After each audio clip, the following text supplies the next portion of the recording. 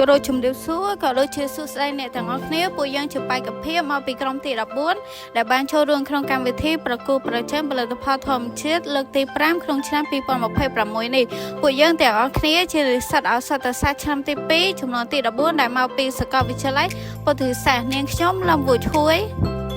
เนียงช่อมมาหมวยเล้งเนียงขยมงาจันดาเนียงខ្ញុំនឿនស្រីណុចเนียงชมนางซิวเหมยปุยยังปัจจุบันสิ่งใดสามนอยอย่างใครเล่นแต่บางใครเชียร์ไปกับเพียโชว์เรื่องโครงการวิธีประกูประเชิญผลิตภัณฑ์ทอมเชิดโครงชนะปีปอนมาเผยประมวยนี่ผลิตภัณฑ์ในពួកយើងបានបង្កើតឡើងនោះគឺទឹកអប់ធម្មជាតិដែលផ្សំចេញពីផ្លែឈើធម្មជាតិនៅក្នុងស្រុកមានដូចជាផ្លែ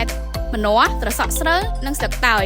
និងបូករួមផ្សំជាមួយនឹងប្រេងរុក្ខជាតិធម្មជាតិផ្សេងៗទៀតផងដែរការប្រើប្រាស់ផលិតផលធម្មជាតិរបស់ពួកយើងមានអត្ថប្រយោជន៍ជាច្រើនដូចជាទី1វាផ្ដល់នូវក្លិនក្រអូបធ្វើឲ្យខ្លួនស្រឡះនិងមានទំនុកចិត្តពេញមួយថ្ងៃទី2ក្លិនផ្លែឈើរបស់ពួកយើងមានក្លិនក្រអូបមានថាមពលដែលស័ក្តិសមសម្រាប់ការប្រើប្រាស់ប្រចាំថ្ងៃបន្ទាប់ពីយើងចូលរួមក្នុងការប្រកួតប្រជែងផលិតផលធម្មជាតិក្នុងឆ្នាំ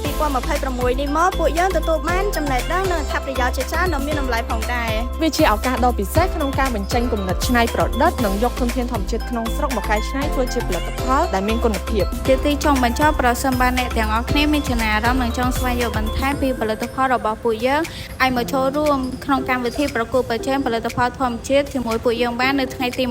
29ខែសីហាឆ្នាំ2026ដែលមានទីតាំងស្ថិតនៅសហគ្រិនខ្មែរក្នុងមជ្ឈមណ្ឌលអភិវឌ្ឍន៍ធុរកិច្ចនៅជាន់ទី9ដោយផ្ទាល់សូមអរគុណ